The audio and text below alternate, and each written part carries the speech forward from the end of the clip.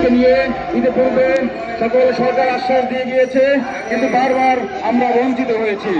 আমাদের এই পদ্মা সেতু চালু হওয়ার পরে ভাঙ্গা থেকে বরিশালের যে সেই ব্রিটিশ আমলের যে রাস্তা, সেই রাস্তা এখনো পড়ে আছে। ওই রাস্তায় প্রতিদিন মানুষ অ্যাক্সিডেন্ট হচ্ছে।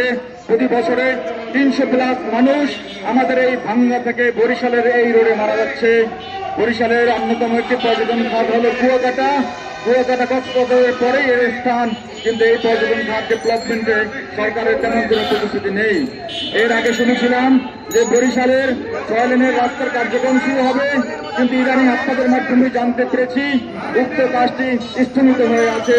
উক্ত কাজটি যেন অতি দ্রুত চালু করা হয়, আমরা সেই দাবি জানাচ্ছি। এছাড়া আরও দাবি জানাচ্ছি, চীন সরকারের সহায়তায় বাংলাদেশে 3টি হাসপাতাল নির্মিত হবে। ইতিমধ্যে একটি রংপুরে করার সিদ্ধান্ত হয়েছে। বাকি 2টি থেকে একটি যেন অবশ্যই বরিশালে করা হয়, সেই দিকে আমরা সরকারের দিকে আবেদন জানাচ্ছি।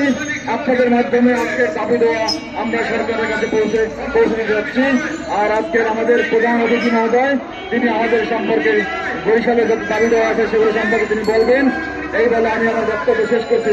আসসালামু আলাইকুম।